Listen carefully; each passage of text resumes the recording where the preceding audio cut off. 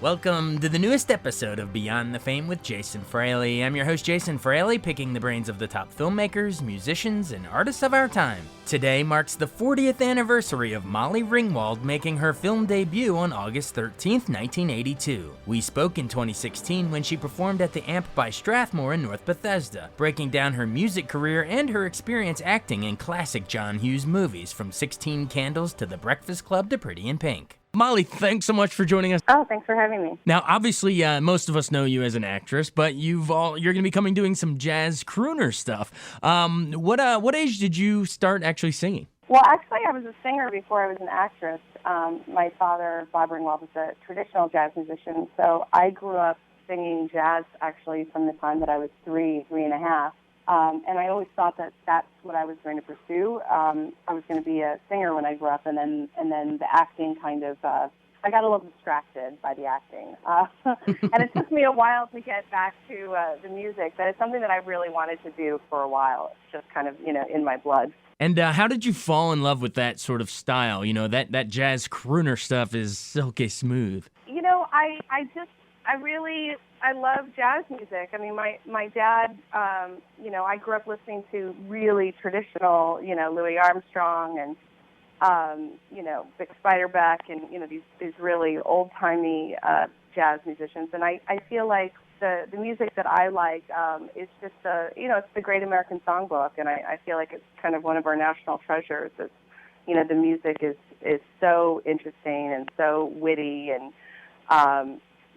there's just nothing like it. Yeah, it's a true American art form. One of our only original ones. Tell us who's going to be on stage with you. Your band, drums, bass. On piano, it's Peter Smith, and on bass, it's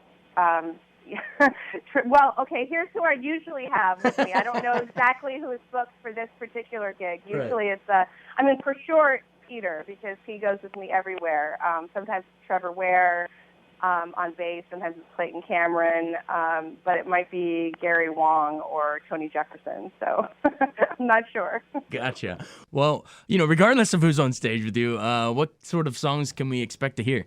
Some of the stuff I do is on my album, which is called Except Sometimes, but, we're putting a lot of, new stuff in the group and in the set list, and so I don't know. I mean, I'm sort of known for I'm sort of pathological about not being able to stick to a set list, but it's one of the things I love about jazz is that it's different every night, and a lot of it depends on the feeling that I get from the audience too. I unlike film or TV, it's one of those situations where the audience really kind of in a way informs what I do. I think, they're really going to like this song, or they're not really going to like that song, and so I like to sort of keep it loose. Well, there you go. There you heard it here first. Molly Ringwald, pathological set changer. Awesome. Yeah, much to the chagrin of my musicians, we had to put the songbooks in alphabetical order so they could flip through really quickly. You seem like such a connoisseur. I'm surprised it's not chronological order. It really work them. What I know one song we might hear is "Don't You Forget About Me," made famous by Simple Minds from Breakfast Club. I'm sure you've been asked this a million times before, but what do you think makes that song so timeless? And why did you choose to sing it in your show? When I was coming up with the set list for my album, John Hughes passed away, and it was a big shock to me, and I think everyone around the world. I think he was pretty beloved, and I thought it would really be interesting to do it as a jazz ballad, and so I worked with Peter, and we found these really, he found these beautiful chords to go behind it, and it just. I don't know. I wanted to put it on as a tribute to him, and also for the people who primarily know me as an actress. I thought it would be like a nice bridge to this music that I'm doing now. So I can't say for sure that I will play it. I usually do, but like I said, it's nothing set in stone. Well, that's good. Keeps us on the edge of our seats. Yeah. Breakfast Club just celebrated its 30th anniversary. I'm sure people come up to you all the time on the street still and say, "I love that movie." What do you think makes the movie itself so timeless? I think there were not that many movies that really took teenagers seriously. Most of the so-called teen movies before we did the Breakfast Club were sort of these almost like sexploitation movies or like really broad comedies, like Right. Porky's or Animal House or whatever. Well, that was college, but you know what I mean. So this was really the first time that it took teenagers really seriously. It was from their point of view, and it was profound, and I think everybody has to be a teenager at some point. Everybody has to go through high school. Everybody has to go through that period of time where they feel like nobody understands them. And so it just sort of hits the spot. And also because it only takes place in one day, I think it manages to seem a lot less dated than other movies. We only have one costume. The clothes really haven't changed that much.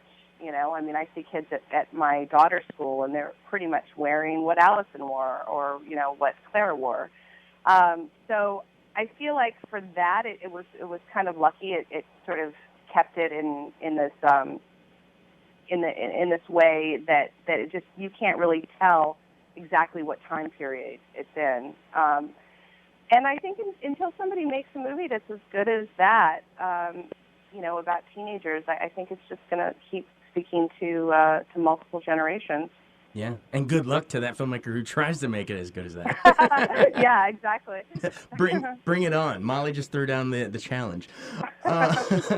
You mentioned Ali Sheedy. Do you still stay in touch with her or any of the other Brat Pack folks? Emilio Estevez, Anthony Michael Hall, any of them? I see them from time to time, usually for, like I went to South by Southwest when we celebrated the 30th year, and I got to hang out with Ali Sheedy, who I love. I mean, all of them, I don't get to see them that often, but whenever I do, I feel like, even though it was just 3 months of our lives that we spent making the movie, I feel like we're sort of inextricably linked in our lives because it had such a profound effect on us. Yeah, and all of you inextricably linked with John Hughes. It's funny, the Kennedy Center just hosted a John Hughes celebration of Home Alone's 25th anniversary, which is interesting. In his day, he didn't really, get sort of that highbrow love, no nominations, award season, and all that kind of stuff. But his movies were so beloved by the fans, by the mainstream public. Do you think that now that he's passed away and time marches on, do you think that his legacy will continue to grow even in the highbrow circles? Oh, absolutely. I think so. I don't think that he really got the sort of respect that he should have, intellectually. But I don't really think that he seeked it out, especially. Like I don't think that was where his focus was. I think he just wrote these scripts. He made these movies. He really had sort of a unique point of view. But they're really good. I mean, I think he has, even though he didn't make as many movies as I wish he would have made, I think, especially the ones that he directed, I really think they stand the test of time. I mean, Breakfast Club and 16 Candles and Ferris Bueller's Day Off. Yeah. I mean, Planes, Trains. Oh. Yeah, it was so unique. And and I think as time goes on, he'll get even more honors. I think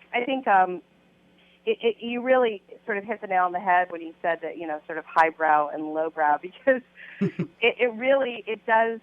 he does really sort of cross these divides with generations and with multiple ethnicities. Everybody loves John Hughes movies.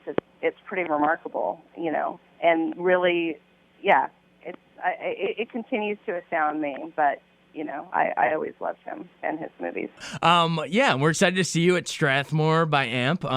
Do you have any final words of, what's the final sell? Let's say our listeners are on the fence about coming to see you. They love your movies and they're interested in your music. Why should they come out? Why get them out there? I'm not very good at selling myself.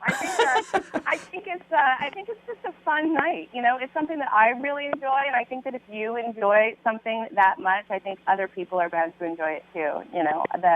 The musicians, every musician that I perform with is really great. We just have a really great time together, and I think the feedback that I most often get when people come to the show is that they just really have a really good time and they feel really good. So I think if you want to feel good, come to the show.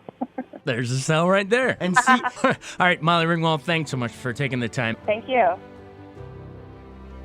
Thanks so much for listening to Beyond the Fame with Jason Fraley. Our theme music is Scott Buckley's Clarion. Remember to give us a 5-star rating if you like what you hear. We'll see you next time.